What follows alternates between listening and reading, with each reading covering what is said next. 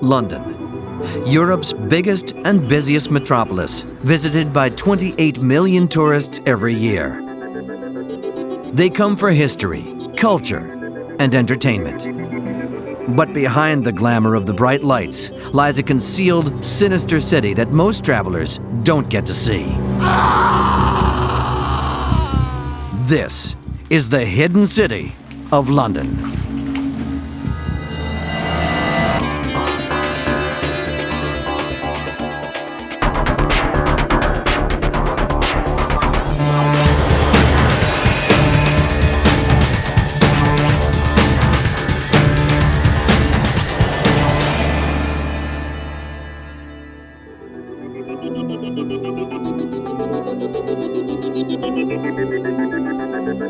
London is a city rich in history, but you won't see it all from a double-decker bus.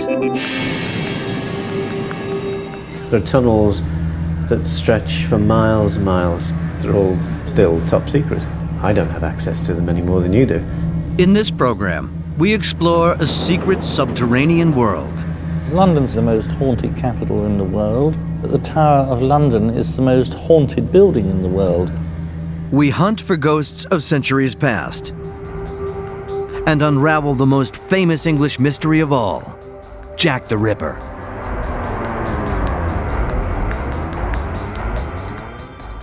In 1888, Jack the Ripper was the most feared name in London. The Ripper preyed upon prostitutes of the East End. In just 10 weeks, he savagely murdered 5 women. But to this day, his true identity remains a mystery. In Victorian England, the East End of London was a gloomy network of narrow, cobbled streets, shrouded in thick smog. Life here was hard. We're talking about real poverty before social money paid to people or anything like that. And if you didn't have the money and you didn't steal it, you died. You couldn't feed yourself. For women, it was even harder. And so many of them, in desperation, would turn to prostitution. Women prostituted themselves in this area for 3 pennies, 2 pennies, or a loaf of stale bread. So what you have in this area is a lot of drunkenness. You have a lot of domestic violence. But murder itself was uncommon. In the fall of 1888, one man would send the murder rate off the scale.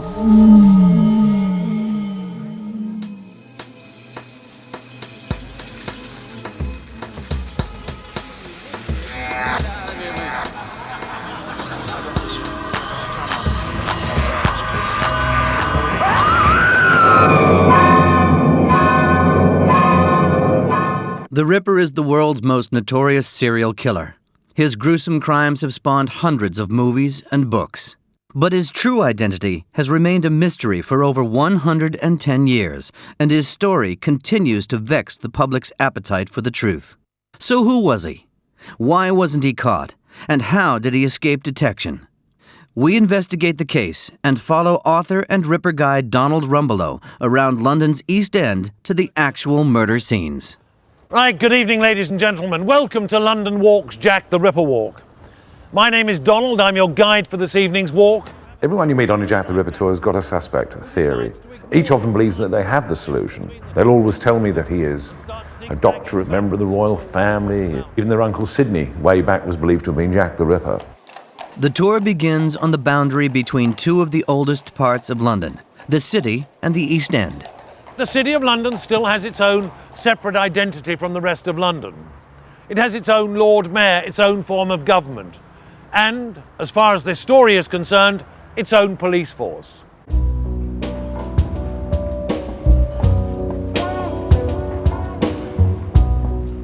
The contrast between the City of London and the East End is as obvious today as it was in 1888. The East End is a cosmopolitan mix of Cockney markets and Asian communities. Today, as then, it is patrolled by the Metropolitan Police.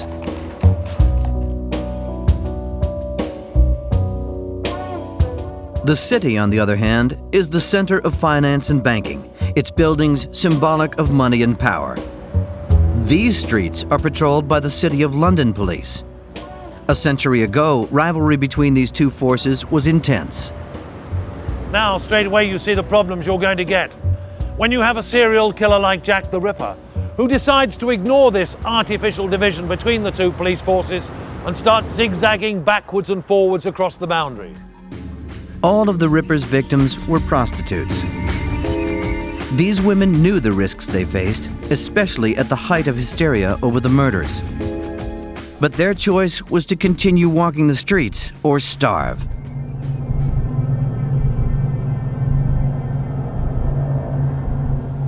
Jack the Ripper would choose his victims at random and kill them before horrifically mutilating their bodies. The autopsy reports have been examined by forensic pathologist Dr. Ian Hill. This would suggest that her jaw had been lifted up so the knife could be drawn across her throat. She was trying to claw the murderer's hand away from her throat with a jagged cut. Her abdomen was laid widely open. Her throat was cut, sufficient to kill her. It was severely mutilated. The tip of the nose was almost severed, damaging the spinal column. All of the organs were taken out. The heart had been removed and was not found. At some stage, she put up a fight. The extreme violence of these crimes set them apart from other murders of the time. Historian John Ross is a retired policeman and an expert on the Ripper killings. When you start getting people cut up and parts of the bodies taken out, that is unusual. It was a series of murders that did create a lot of ripples, very, very high up in society. Matthews, the Home Secretary, was, castigated over it. Sir Charles Warren lost his job as commissioner as a result of it. Queen Victoria was asking questions of her Parliament about this, and there will be a lot of pressure on the police to do something about it. The murders were committed within an area of less than 1 square mile. So why did police fail to secure a conviction? Forensic science was very, very limited in what they were able to do. Fingerprinting in 1888 hadn't been invented. So the policing in those days would be presence policing. You would have policemen out in the streets, walking up and down, being seen by the public in the hope to stop crime being committed. Back in 1888, you couldn't tell the difference between animal and human blood. So a murderer, lots of slaughterhouses in this area, he could walk through the streets in a smock covered with his victim's blood. He could have left his fingerprints at the murder scene, and there's no way you could have actually linked him to the murder.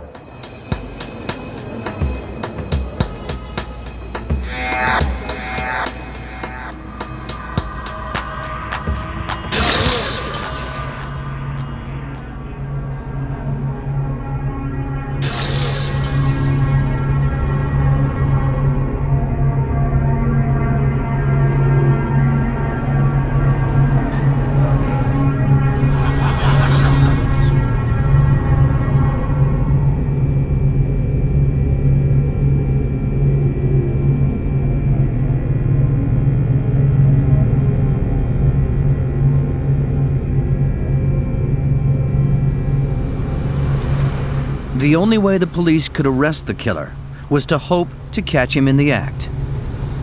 It was a massive logistical operation.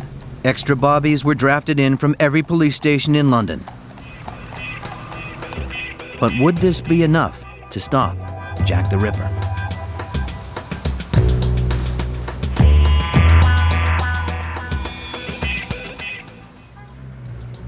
In 1888, the City of London was in panic. 2 women had been brutally murdered, and Jack the Ripper was still terrorizing the streets. It wasn't until 1 month after the first murder that police had a breakthrough. Jack the Ripper got careless. On September 30th, in a frenzy of attacks, he struck twice in one night. I want to talk about the first murder on the night of the double event. Now, the body was found at 1 o'clock in the morning by a salesman, and as he turned his pony into the yard where he lived, so the pony shied away, it jumped away from this bundle lying in the gateway. The first victim of that night, a Swedish prostitute named Elizabeth Stride. And when the salesman went to get a light, the murderer slipped out from behind the gateway, headed west towards the city, crossed that invisible boundary between the two police forces, picked up Catherine Eddowes and came with her here to Mitre Square. Now, there are 2 things you need to know about Mitre Square in 1888. First of all, it was patrolled every 15 minutes by a City of London policeman. The other thing about Mitre Square is that it had an echo on it, so that for 8 of those 15 minutes, as the policeman patrolled the surrounding streets, he was always within earshot of the square.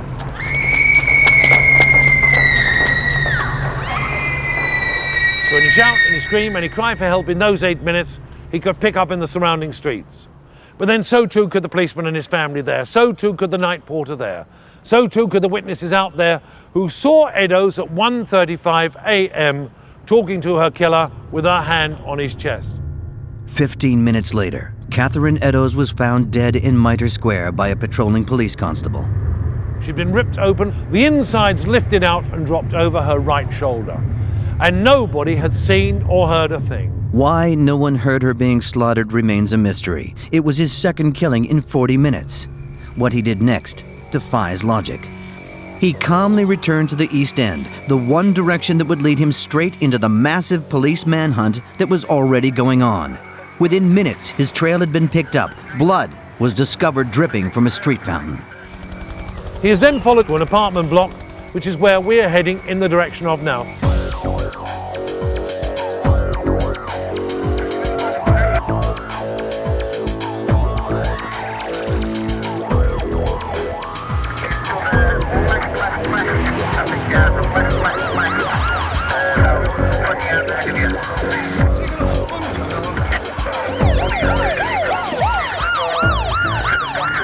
This street running left to right behind me is called Goulston Street, and the apartment block immediately behind me was here in 1888.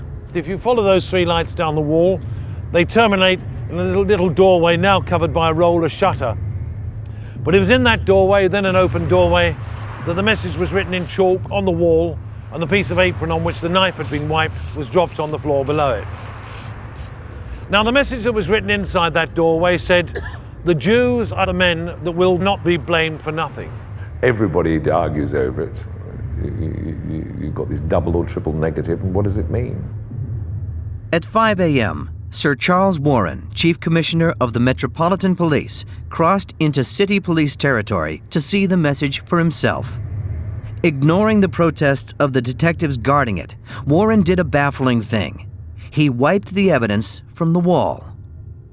But why? Experts believe his motives were not as corrupt as they first appeared. Immigrant communities have always doubled as convenient targets for fingers of suspicion. And a century ago, these streets were home to Polish Jews.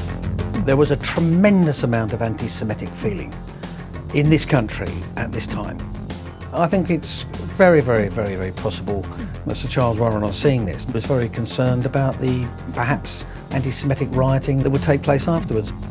I really believe he was a man who was trying to police London properly and was just getting rid of something which might incite racial intolerance.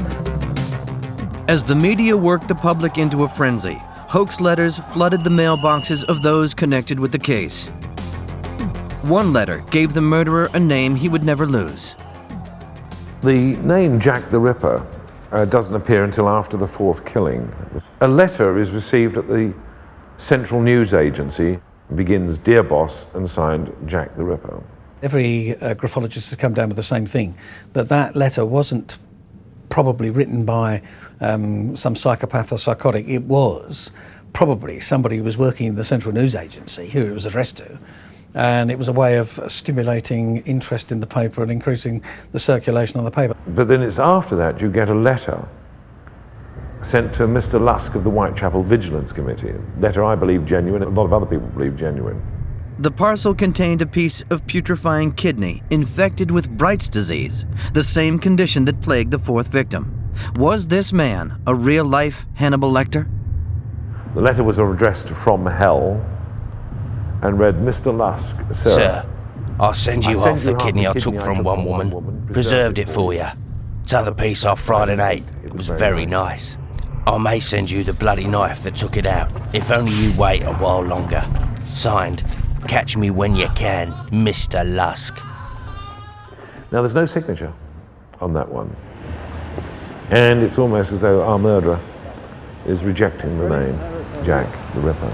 But with the death of Mary Kelly, the Jack the Ripper murders came to an end. And ever since that time, there's been the great guessing game. Why? What happened?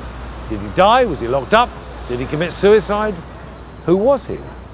Over a century later, the trail of Jack the Ripper has gone cold. But can we unmask the Whitechapel murderer? The three official suspects were Montague Druitt, Aaron Kosminski, and Michael Ostrog. We know a lot about Montague Druitt. We know his family background. We know that he was a teacher, he was a lawyer. He committed suicide soon after the Mary Kelly killing. His own family believed him to have been Jack the Ripper. Number 2 on the police list was Kosminski. Now, Kosminski was a Polish Jew, a homicidal maniac who believed he was controlled by forces from outer space. These forces told him that he had to eat the food that he found on the streets. Number 3 on the police list was Michael Ostrog. He may actually have been locked up in prison in France at the time of the murders, so why he was a suspect we don't really know. Ever since that time the list has been added to. It gets longer year by year. The monarchy has traditionally played a central role in London life, with Buckingham Palace at its heart. The daily spectacle of the changing of the guard is watched by hundreds of tourists. In revealing the true identity of the Ripper, one popular theory puts the royals themselves squarely in the dock. Did Jack the Ripper have blue blood? The royal conspiracy centres on the Duke of Clarence, who was a grandson of Queen Victoria, potentially a future King of England.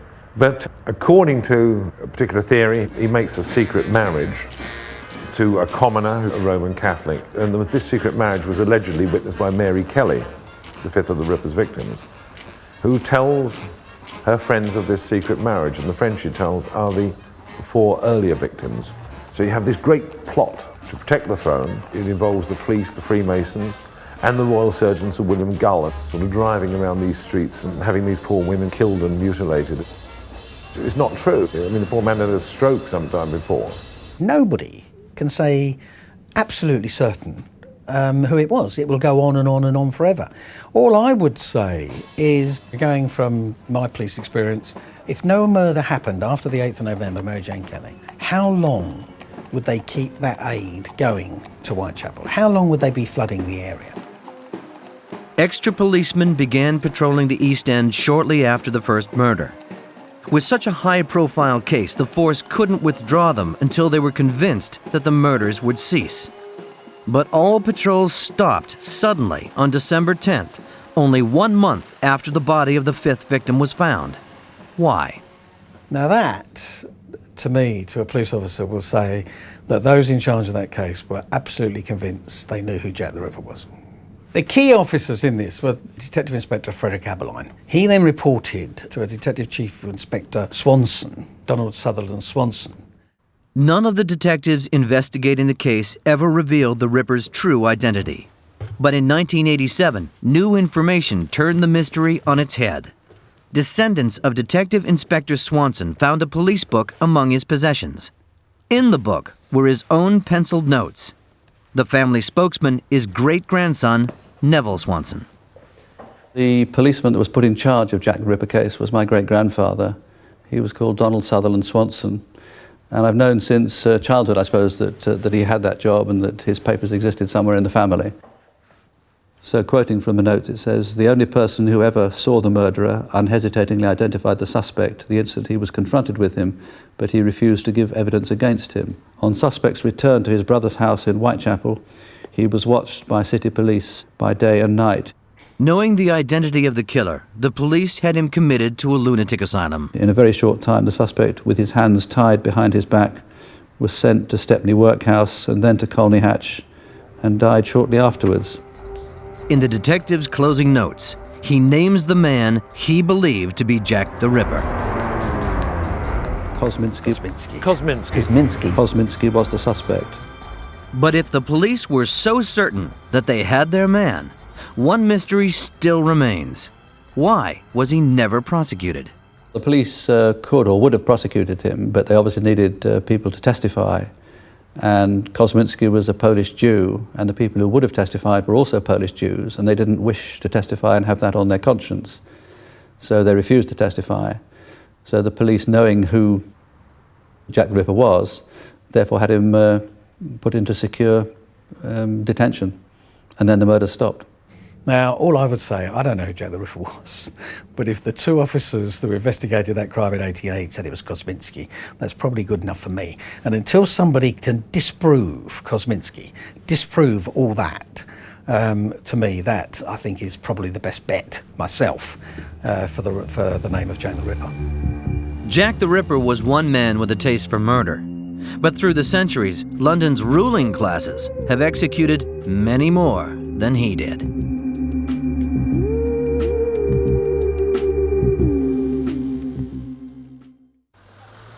Our investigation into the hidden city of London continues with a traditional English custom.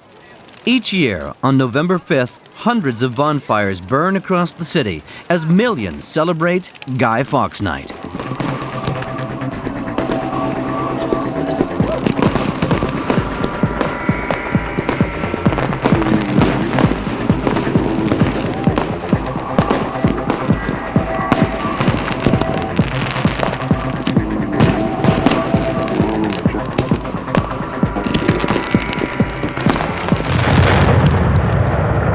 Guy Fawkes was a 17th century terrorist captured trying to blow up the Houses of Parliament with 2 tons of gunpowder.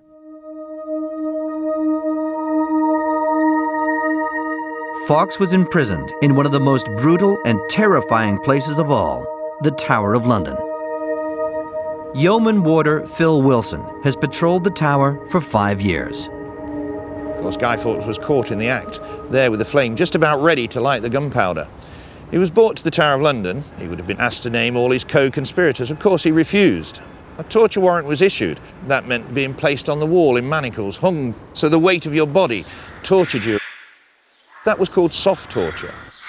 Guy Fawkes didn't break under soft torture, so his jailers resorted to more exacting methods of interrogation.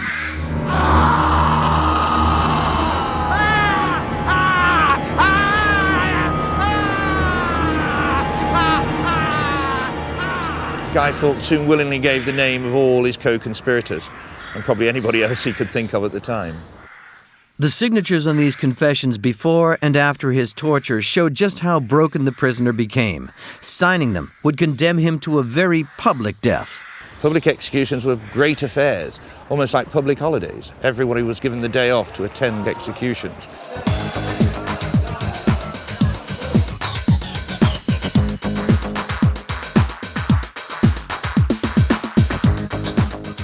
Lots of cheering, lots of rushing forward and dipping pieces of rag into the blood of the poor victim, freshly decapitated. Before, of course, the head was taken to London Bridge and the body returned to the Tower, again for burial without ceremony in the chapel.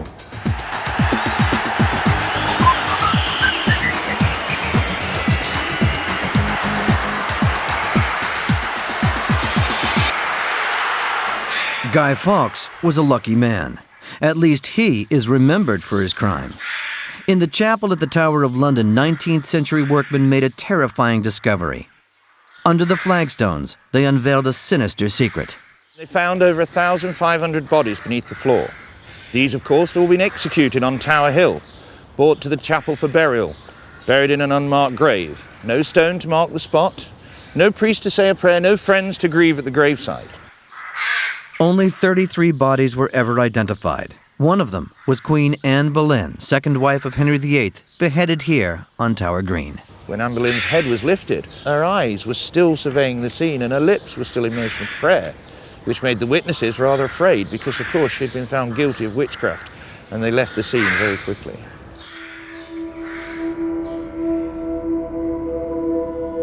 At night, some have reported seeing Anne Boleyn's tormented ghost wandering the tower, her severed head by her side. But she's in good company. The tower is said to be the most haunted building in the world. Some claim to have seen 2 laughing boys playing on the greens and running in the corridors. Are they the ghosts of the boy princes held at the tower by their evil Uncle Richard, Duke of Gloucester? The boys mysteriously vanished, but nearly 2 centuries later, skeletons were discovered buried under a staircase at the tower. The riddle of their disappearance will never be solved, Some believe it was their jealous uncle who ordered the boys to be suffocated in their sleep so that he would take their place on the throne. But there is one corner of the tower where the bloody truth is darkest of all. We're now in the lower chamber of the Wakefield Tower. This is a building that most looks like what people conceive to be a dungeon. It's cold, it's dark, it's dank. The small windows, but they give no chance for escape. The only way out of this chamber was, of course, through the door. It was after the Battle of Wakefield that some 200 prisoners during the War of the Roses were marched to the Tower of London, placed in this chamber, wounded and diseased. They were left to rot and die. The desperate prisoners died in unimaginable pain and suffering, and their corpses were dumped in the River Thames. But the Tower is not the only building in London said to harbor the dead.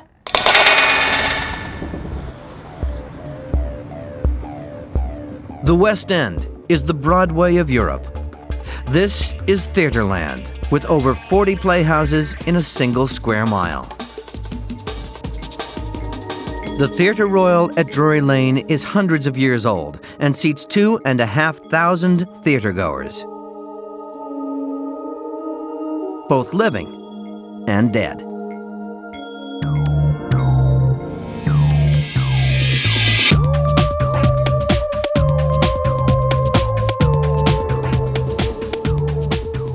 Mark Fox has been at the theater since 1992. He claims to know of at least 3 ghosts that haunt the building, and he has a possible explanation for one of them. Now, in the 1840s, they created a new entrance for the poorer working class people, which allowed them access to the top levels of the building from the inside. So from these stairs, they knocked through this wall to create an entrance to the upper circle. And in this void area, they found a skeleton with a dagger in its ribs, dressed in 18th century garb. And that all ties in with the story of the man in grey. Now, here in the upper circle, there have been many reported sightings of the mysterious man in grey, sometimes by more than one person at the same time. He always visits during the daytime, is friendly, and it's seen as a good omen for a show if he appears during the dress rehearsal or the early stages. He's dressed in 18th century clothes, and he walks all the way along the back of the upper circle and disappears into the wall. Now, in addition to his eerie walk across the back of the upper circle, the man in grey has also been sighted sitting in this very seat.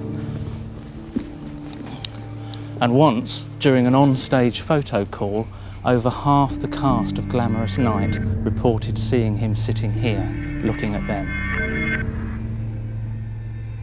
So what is it like to witness a ghost? Nick Bromley's close encounter came while working here as company manager in 1987. As I stood here, I was watching the stage like this. I suddenly was pushed violently out of the way, like that, knocked out of the way by his hand. I spun round thinking it was somebody playing a joke, but the wing was completely empty. Bromley had had a brush with Dan Leno. Leno was a well-loved performer who, at the height of his fame, beat Charlie Chaplin to become world champion clog dancer. He was later renowned as the king of pantomime dames.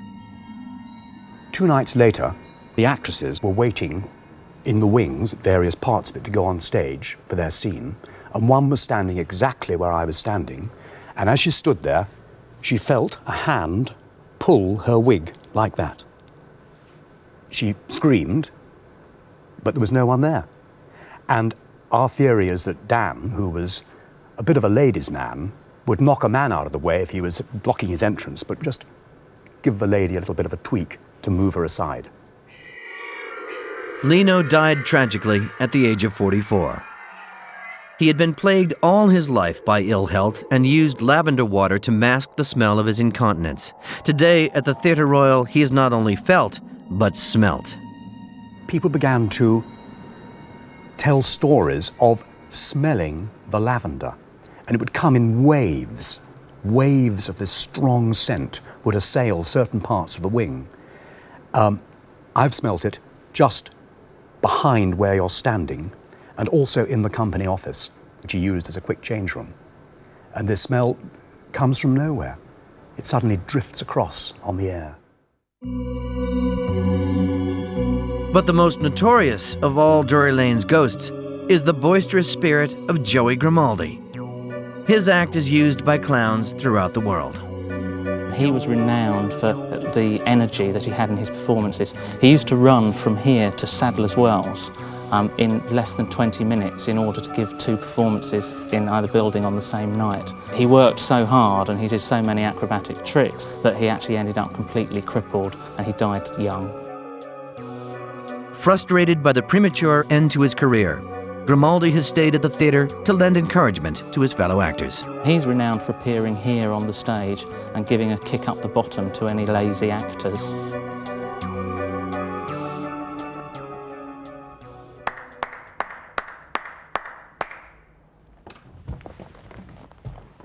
The theatre stands on a site first used for performance in 1663. The early buildings were hastily erected with little thought for safety. There have been 4 theatres on this site, and in here is the original, built during the reign of Charles II. Of the 4 theatres, 2 of them have burnt down. In 1982, when we were playing here with the Pirates of Penzance, the fireman called us up in a great panic, saying he could smell the smell of burning. Well, we searched everywhere backstage, every bit of scenery, every prop room, nothing. Went home, but twice that night he phoned the fire brigade and had them come and check out again, because he was certain the place was on fire. Well, it wasn't, but the only thing we can think is it was a manifestation of one of those original fires which had destroyed the building. The River Thames snakes through the heart of London. It's as much an icon of the city as the buildings it passes. And each landmark tells its own tale. But at one building on the Thames, there are bizarre happenings its occupants cannot explain.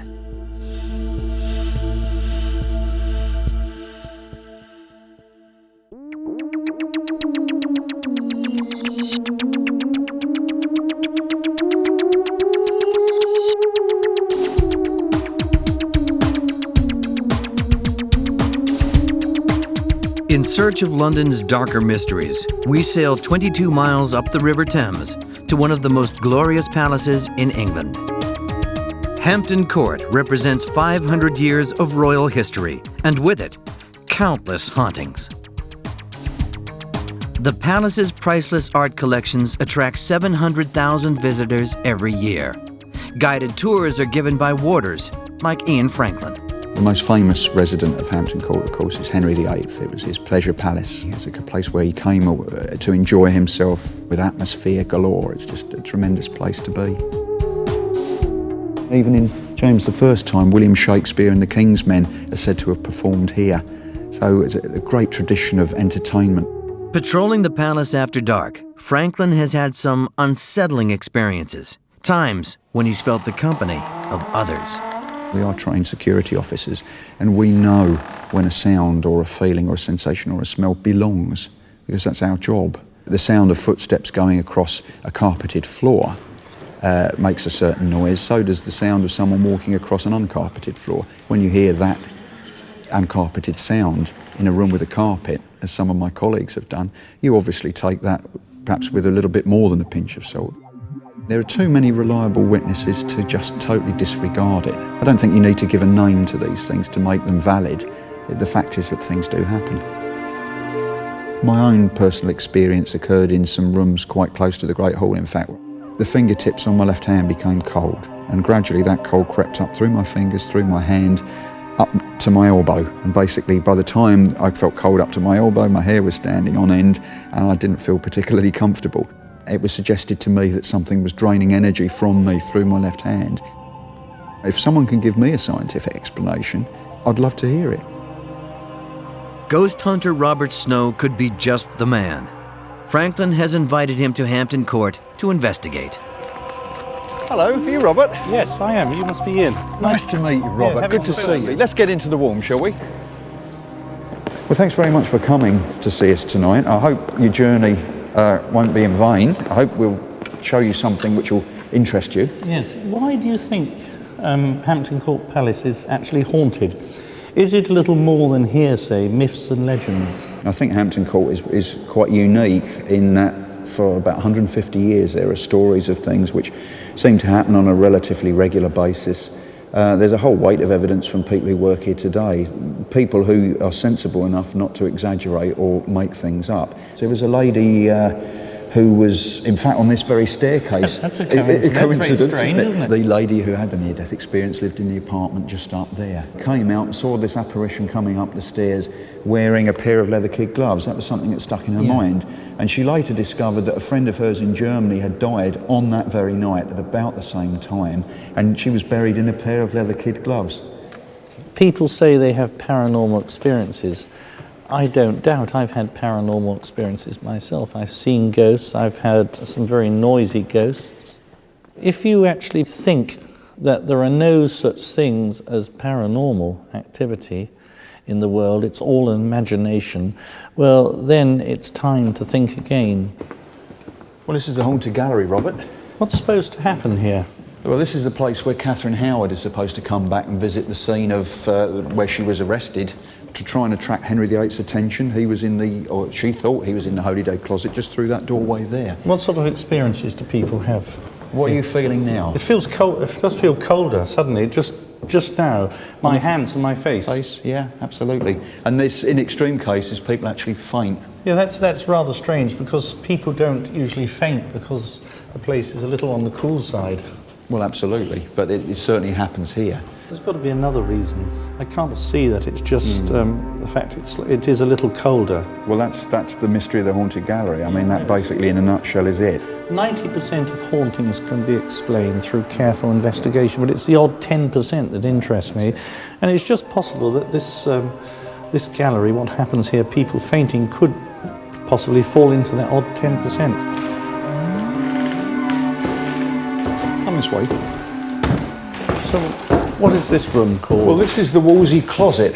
So cool because it dates back to Wolsey's time, we think, and it might have been a private chapel. And it's got an absolutely dreadful reputation. Visitors have come in here and complained of seeing dogs, really? Amazingly enough. What sort of dogs? Big hairy ones, apparently. And that particular area over there, that has got a very bad reputation indeed. This is probably a garderobe. Yes. Or an oratory of some description. I think what we'll do initially is to set up some control objects, see what happens. Now, a control object is a coin, you can have a key or something. You place it on a piece of card and you draw a line around it. So if the object actually moves, you can tell what direction it's moved and how much. Nobody really knows why. You never see them move, you never hear them move, but you can see the result afterwards. I'll put this carefully in the closet. If you can shine it on the floor. Sure. Leaving another set of controls in the room, Snow sets up his camcorder to keep a watchful electronic eye.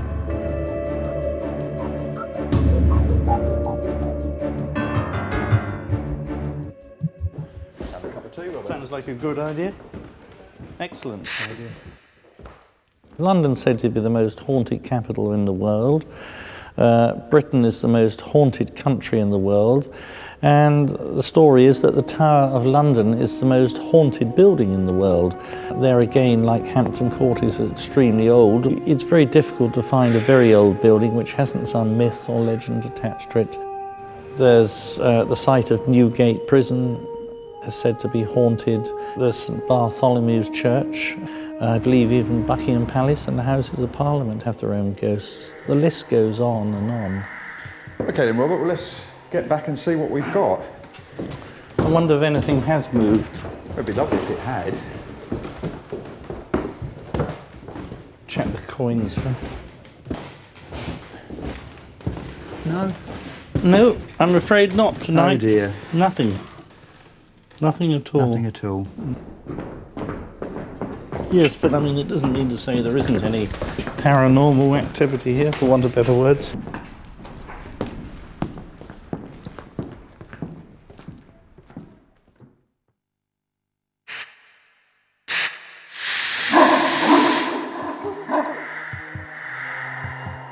Old buildings at night are not the most welcoming of places. But imagine how disturbing it could be in a part of town that has never seen daylight.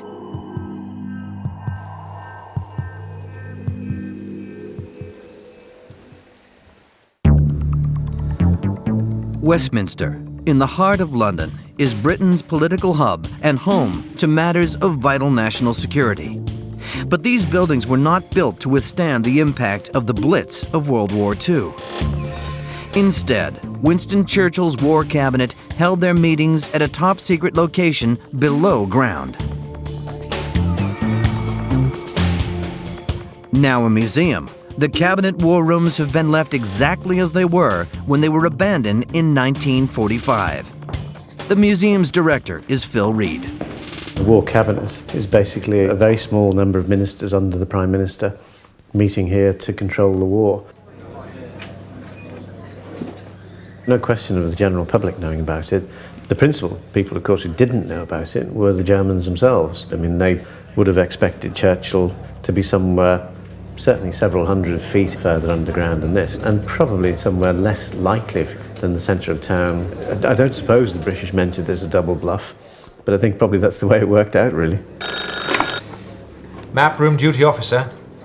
The real fortifications came in the form of a 6 to 10 feet thick piece of concrete reinforced with steel rails and steel rods that really covered the whole site to one whole floor depth above us. And that theoretically was meant to stop up to 250 kilo bombs. It wasn't a popular site to sleep or to work in. No daylight.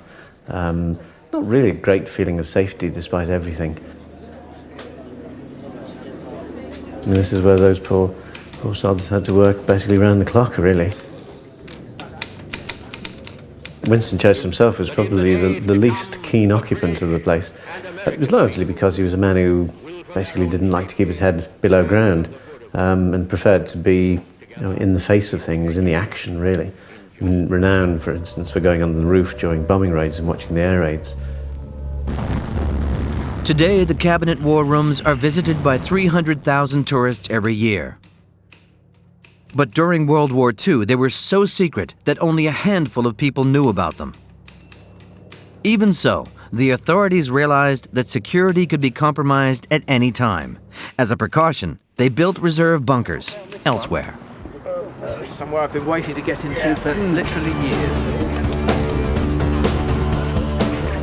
At Dollis Hill in North London, a group calling themselves Subterranea Britannica are preparing for a mission to seek out and explore the secret city under London. Today, they have access to one of Churchill's reserve command bunkers. Exploring this subterranean world has become a passion for Nick Catford.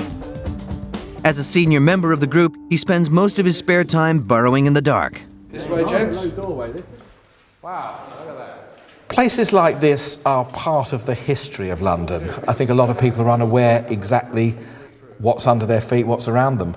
I like to explore things, if possible for the first time. It doesn't worry me if it gets a bit dirty. Yeah, no, I like them like this. It's rather reminiscent of the turrets on the Maginot Line in France. Yes. There are places I've been to where you've got one ear in the water and the other ear on the ceiling, and you've got about 3 inches of breathing space, and that's all part of the fun of it. One of these should be the map room where the War Cabinet would have met. I find it very atmospheric. The water on the floor, the rotting cables. It gives you a sense of history to be here for the first time. This is it, isn't it? This is the place. This is the Cabinet War Room. This is where they would have sat. Churchill would have chaired the War Cabinet in this very room. You can smell the cigars, can't you? You can understand how he hated it, though, can't you? I mean, in his memoirs, he put how it's far from the light of day, a most dismal place. Was it supposed to be bomb-proof? I think they hoped it would be, but nothing is necessarily totally bomb-proof. Its purpose would have been as a standby to the Cabinet War Rooms under Whitehall. If Whitehall had been blitzed, then the whole War Cabinet would have moved to Dollis Hill. Right, let's see if we can find the plant room now. Should be this last door on the right here. Here we go. This is it. That is the original control panel. Yeah. I smell the diesel still. Can you start it, Robin? Give it a crank. No, it won't go. There are probably tunnels that we haven't been told about, tunnels maybe that go from Buckingham Palace to whisk the Queen away in the event of war. There are certainly tunnels that link all the major government buildings that could be used. They're man-sized passages, and we just don't get to see those. There's a system of tunnels in London that is known about and used by millions. Every year, the equivalent of the entire population of Australia travel through a 250-mile network of subway tunnels. It's known as the Tube. But these spaces have not always been used for transport. When the population was forced underground to shelter from the Blitz, tube stations doubled as life-saving bomb shelters. The 130,000 people who sleep every night in tube stations raise a good many problems. They get there early and so need something to eat long before bedtime. What these modern commuters don't know is that every day they pass inches from a secret world. Mike Ashworth and Peter Woods are employed to keep an eye on this forgotten part of London. A lot of people have this real fascination with what's actually down underneath London. And of course, it's not just the underground. There are miles and miles of other passageways, some of which were used in the war and some of which, of course, are still in use today. I think one of the strangest things about London, it's effectively hollow. There's actually an awful lot of spaces down below that some people are aware of, but a lot of people are quite fascinated by.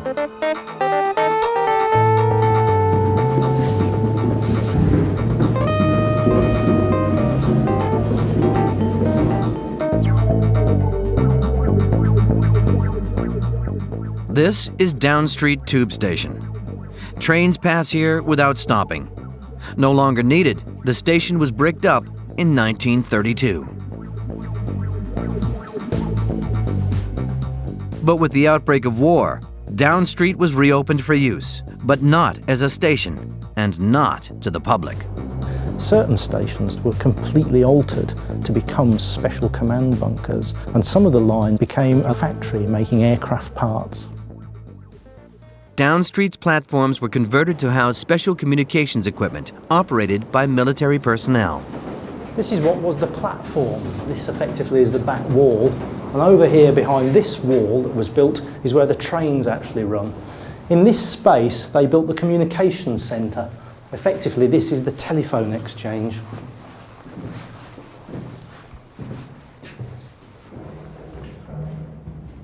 Down Street Station, in the early months of the Churchill premiership in late 1940, was actually used quite frequently by the Prime Minister and members of the War Cabinet. And there are still places that we can imagine Churchill being in, things like the dining room or the bathrooms. I think it must have been a very peculiar experience to have been down here as a shelterer. You're very divorced in many respects from what's going on up top. It was a very different city that you went back up to in the morning, due to bombing raids.